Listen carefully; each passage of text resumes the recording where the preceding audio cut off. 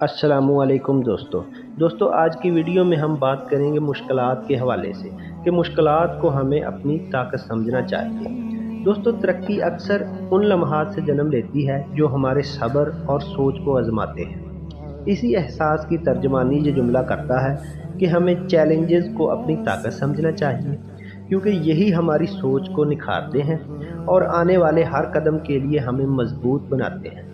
दोस्तों, चैलेंजेस हमें हालात के मुताबिक सोचने, फैसला करने और खुद को ढालने का हुनर सिखाते हैं। ये हमें आराम की बजाय हौसला और बर्दाश्त अख्तियार करने पर आमादा करते हैं। दोस्तों, वक्त के साथ यही तजर्बात हमें इन जिम्मेदारियों के लिए तैयार कर देते हैं जिन्हें हम कभी मुश्किल समझते थे।